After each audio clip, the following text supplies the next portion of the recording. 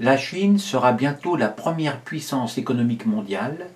Elle va probablement et même sûrement détrôner les États-Unis. Aussi, il devient absolument nécessaire de parler chinois parce que nous serons amenés à bombarder la Chine pour défendre nos valeurs démocratiques, comme nous le faisons actuellement en Libye, en Syrie, en Irak, en Afghanistan, etc.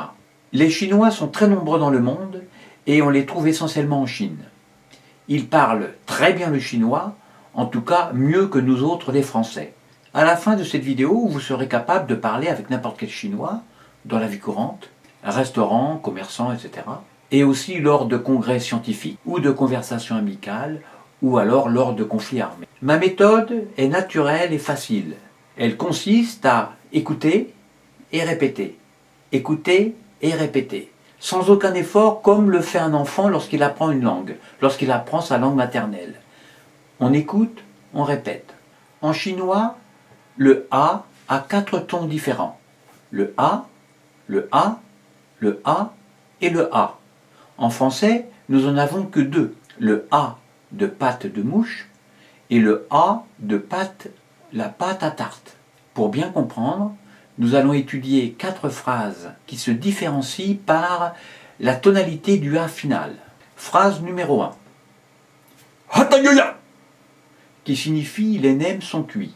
Cette phrase est très pratique pour engager la conversation avec le chef cuisinier, le serveur ou un voisin de table lorsque vous êtes au restaurant. Phrase numéro 2.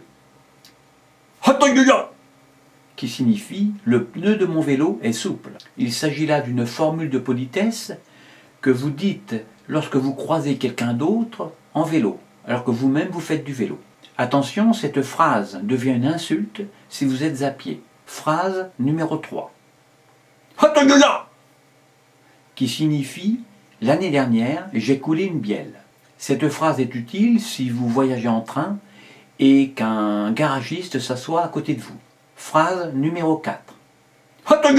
Qui signifie la 5-hydroxytryptamine a une température de fusion de 167 degrés. Cette phrase est utile pour engager la conversation avec un chimiste, un physiologiste ou un biologiste, voire un militaire qui s'intéresse à la neurophysiologie. Ne vous inquiétez pas si vous ne prononcez pas bien. Ce n'est pas grave parce que votre interlocuteur corrigera de lui-même.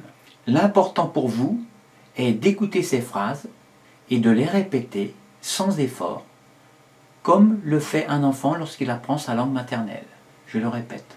En effet, si vous ne prononcez pas bien, il est fort probable que votre interlocuteur ne comprenne pas bien ce que vous avez mal exprimé et qu'il interprète mal ce qu'il a mal entendu pour au final retomber sur la bonne phrase que vous-même vous aviez mal exprimée au départ.